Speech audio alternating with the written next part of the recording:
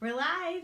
Hey guys, happy Photo Friday, PH. Anyway, it's so dorky. It's gonna get old. I know it's gonna get really old. It's probably old to you already, isn't it? Well, here we are. I hope that you guys enjoyed the challenge from last week, which was trying to see somebody in your life the way they see themselves, or maybe you tried it on yourself. I hope that was fun, and I hope that the last couple of talks helped you just kind of get more confident taking pictures in general. I think that everybody thinks like, oh, I'm really into photography, so the most important thing to learn is the technical stuff, right? Well, that is super important, and if you want to get total control over your images, yeah, you got to learn that. But like, you can take amazing pictures using auto settings or your phone. Your eye is just as important as the technical side. I hope that makes sense.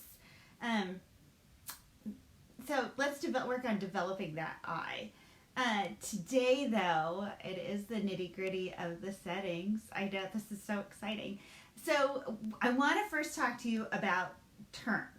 There are three big things that we're talking about settings when we're talking about shooting manually. And I'm not talking about manual focus because that's a pain in the ass. And if you like to give yourself a headache, have fun with the manual focus.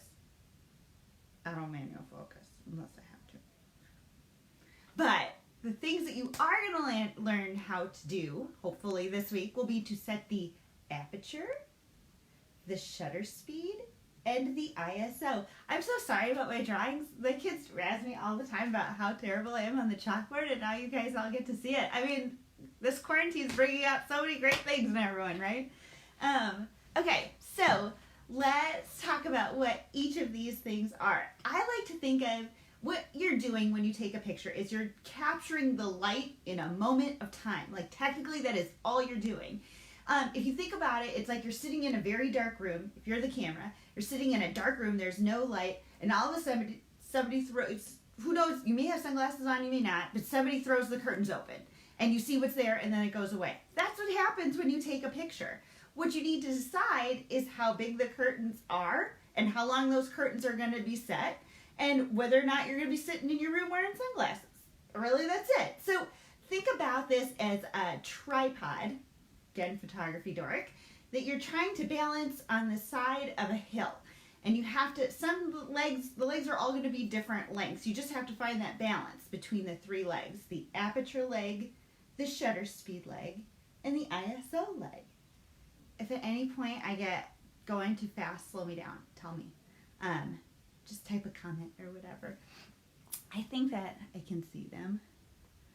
I don't know. We'll see how this goes. If I don't see it and I can't answer you, I'll write it back in the comments. Okay, so aperture, basic one. Remember we talked about the fuzzy before when you set your f-stop on your camera and your phone? So the aperture is how open your lens is to getting light. So here's my camera. I am not sure if this is going to work, but let's see. So you see it right now, my f-stop, see that little hole? That's how open my aperture is now. I'm going to change the aperture setting. So that's pretty open. That's getting a lot of light. That was a 2.8. Now, here it is. Oh, look at that. See how much smaller that hole is? That's aperture setting. The F is 8. So you can really see in dull and low light, you need to have that number very low so you can get all the light into the lens. And also what that is going to do, it means that it's going to have a finer depth of field, which means that you're going to get the fuzzy difference from what you're focusing on to the background. So if you have a big group of a lot of people, you need a big number, right? Because you don't want one person to be in focus and everybody else to be the fuzzies, which means you need more light. Or you look to your shutter speed and your ISO to help you out. So the shutter speed is pretty obvious. It's simply how fast the curtains are opening and closing to let light hit the sensor. And we're talking about fractions of a second. So when I tell you these numbers, I say 125. I don't mean 125 seconds. I mean 1 over 125 seconds, okay? This is a fraction. So slower, obviously you're going to get motion blur. Higher is going to be nice crisp images. Again, depending on how fast people are moving, you have a lot of wiggle room in your shutter speed setting. So my one thing is that shutter speed will also pick up handshake. I don't know if you guys are like me, but my hands are not really steady. I think it might be my hyper personality coming out of my hands. So I cannot shoot without a tripod when it's slower than 125. Okay, so for example, on mine, here's the little, gosh, I'm so backwards right now. Wait. This one, this is why I haven't been drinking, I swear. This one is my shutter speed setting, and I just don't let it get below that 125 without using something to support it, because otherwise my hands will blur the picture out and it'll look crappy. But you have a lot of wiggle room there, okay? So to play with that, and I'm gonna do an example, walk us all through taking a picture on manual too, so hold on for that. ISO, this is the one thing when I was trying to figure out how to shoot manually, like this, I just could not, I couldn't get it. What is ISO? ISO is how sensitive you are letting your sensor be to light. So if it needs to be very sensitive to light because it's a dark situation, or you really need to have a fast shutter speed, you want to have a high ISO number. Bethany! Ah! High ISO will mean that it'll capture more light, but you do get some side effects with that. If it's really high, you will end up seeing grain. I also find high ISO numbers will wreck my color schemes, and then I kind of have to tweak them a little bit more.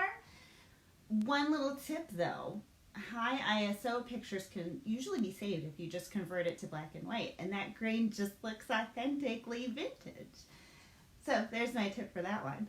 But lovely, nice, crisp, those super, super crisp images, especially if it's something you want to blow up, you need to get that ISO pretty low. Most introductory cameras like Nikon and Canon, I would say, for me, when I used to shoot with my Canon, it was like, what did I have? Like the D3100. It was that basic kit. If I put the ISO above 800, the grain was noticeable. A lot of what I'm going to tell you today, though, is for you to go and see for yourself what your tolerance for all of this is. Like, you may not have the shaky hand problem that I have, and you can get down to 1/60 for your shutter speed, and you're a rock star. So, test this. I'm telling you, these are the settings you're going to need to learn to figure out how to change. I'm going to show you kind of how to change them, but really, there are a ton of YouTube videos. There's a lot you can read on the is your big dial here, right? I bet it's on auto, that little picture. Flip it to M for manual. That's what you need to do. You're gonna flip it, and then when you have a camera like this, the ISO is actually something you set in a menu, in one of your shooting menus. So another thing you need to do, more important than watching my video, this video, talking to me, talking to anyone on YouTube, is to get that manual. You can get it, you can download them all online, pull up the manual and figure out, look through it. It's super boring. Remember that movie Twins with Arnold Schwarzenegger and Danny DeVito? When Arnold Schwarzenegger was like the amazing twin and he needed to figure out how to drive the car, and he just grabbed that manual out of the car and he was like, I got it, right? It's like that. Be the Arnold Schwarzenegger twin. Look through that manual. It will have everything you need to know how to do. Once you know that you got to set these, it'll tell you how to do it. Okay, so put your ISO at a number. If you're shooting inside, maybe start around 800. Just try it, see how it goes. Hold on. One thing I want to say before anything else is, when you're doing manual settings, once you've got your setting figured out for that space, whether it's in your room or outside, guess what? You can leave it. You don't have to adjust it. You just focus on taking pictures and framing. Okay? So once you've got a good exposure and you like how the picture looks, just shoot. Don't stress about switching anything else up. I hope that helps. Okay, so Matt, you need to go into your camera's menus to change the ISO for these guys. To change your shutter speed and aperture, again, oh my God, Laura. That little button here is your exposure button. It's right next to your trigger of your taking your picture button. You're going to press that. One of them, when it's not depressed, is shutter speed. And then there's this command dial down here. Whoa, whoa. This one. You scroll through that, twist it, and it's going to change either the shutter speed or the aperture. I can't remember which it is, and I'm very sorry. I can't remember. Then, to change the other setting, you're going to press that little button down again and do the scroll at the same time, and that will change the other, whether it's aperture or shutter speed. And again, I'm sorry, I can't remember. So, this is what I need you to do. You just got to do it. You just got to practice that and figure it out. A lot of the times for me, it was just until I got the hand grip feeling, that really helped. And honestly, if one of these is blowing your mind, don't worry about it. Just set it at something and play with the other two. And it'll come. It will come. And I'm always here, so you can always ask me. We can always chat. You know I love to chat about this stuff. Okay, so again with my low tech, I've got to move my setup a little so I can show you how I do this on my camera. Right, so here we go.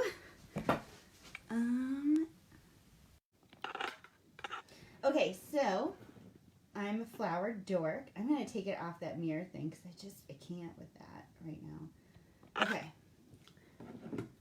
We're going to take a picture of this lily. Okay, so I've got my camera here. You're going to be able to see on the screen everything that I'm doing. My camera is a live feed. This is what it's going to look like if I took the picture now. Everything would be black. This over here is my light meter, which will tell me if it is properly exposed, but the camera thinks it is. So you see that there's the 3 on the top and the 0 and then the -3. Ideally, it's telling you want to get that little bar to the 0 and that your image will be properly exposed. That's a guideline. You know how I feel about that stuff. So, you know, go if you like what you're getting in the camera, go with that. If you're feeling dark and moody, do dark and moody. So right now I have my ISO set at 800. I'm inside, so that's probably fine.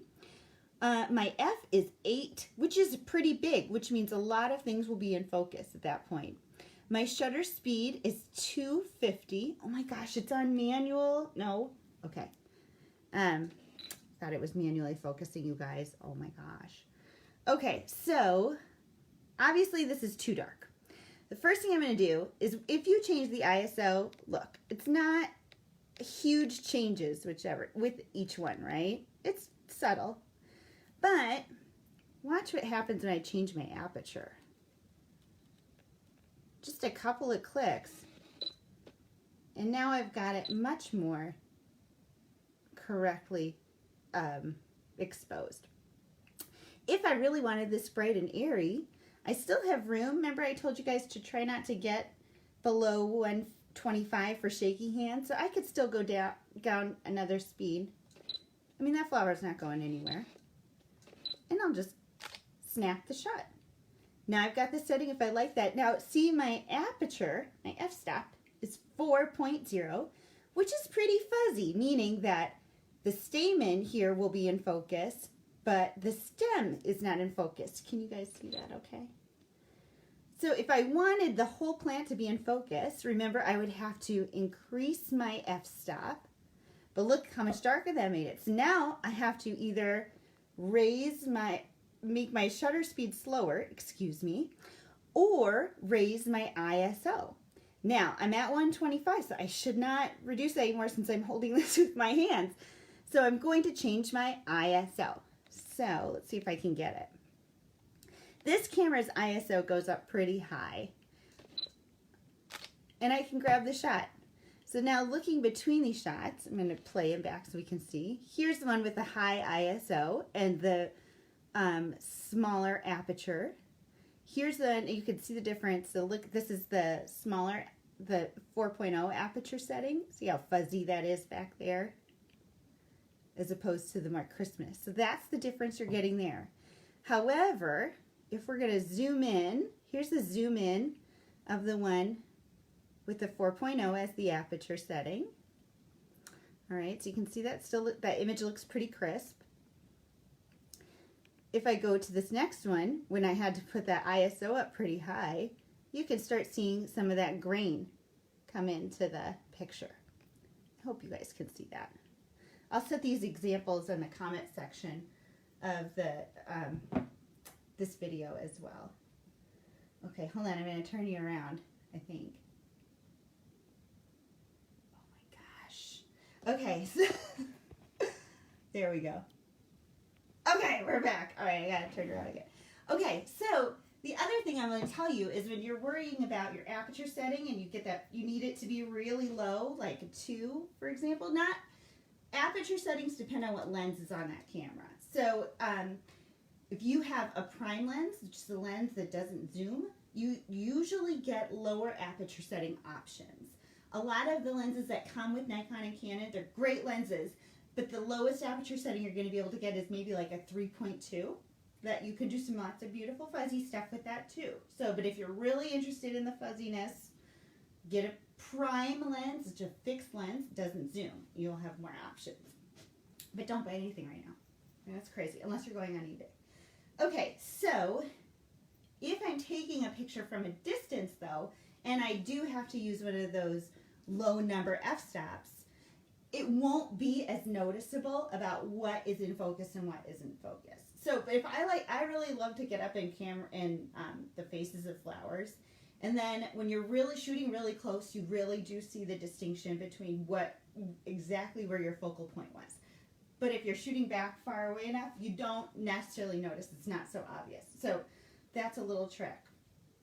Okay, so this week to work on something, because we all need a little control right now. I mean, I'm feeling like the world's crazy and my emotions are on a yo-yo string all the time. I don't know if you guys feel like that too. So let's get some control and let's shoot manually. Why don't we all create a still life image? So to practice manual shooting. And by that it could be a plant, it could be traditional still life like fruit or vegetables or something. You could be silly and make a still life of all the toilet paper you're all hoarding for the coronavirus. I know it's out there somewhere. Or something that is reminding you of this quarantine time, but take a still life, post it. If you are stuck with your settings and cannot figure them out, please let me know. YouTube is a good resource too, or just Google it and it should be able to walk you through things for each camera. But all these cameras are pretty self-explanatory, and again, I hope this is a calming exercise for you. Just close the door to a room and you can just kind of practice without and shoot away. Okay, Chris has a question. So I heard that wide open aperture is what gets that cool word. Yes, shooting wide open means that your aperture is really open on your lens. Hold on, now I'm going to do the switch where I can't figure out which way my hands are. Okay, so wide open, shooting wide open to get that fuzzy bokeh, we call it, is a low f-stop number, which means that the lens, the little blades in your lens are opening up. It's really big. If they're closed like this, at a low aperture number, it's less, you're letting in less light, but more things will be in focus, less fuzzy. I hope that helps. All right. Okay, so shoot your still life. That's where we were. Take some practice shots, share them if you feel brave. I hope you do. I'm going to try to do something. I don't know. We don't have a lot of toilet paper, but we got a lot of other weird stuff. I hope you guys have a really good week. I hope you all stay safe and keep your social distancing up, and that everybody is healthy. And I'm thinking about all of you guys. I hope you're taking care. I can't wait to see what you make. I hope this was fun. Have a good time with it. All right. Best thing about photography is just it's for you. You don't have to show anybody if you don't want to. But have a good time with it. Love y'all.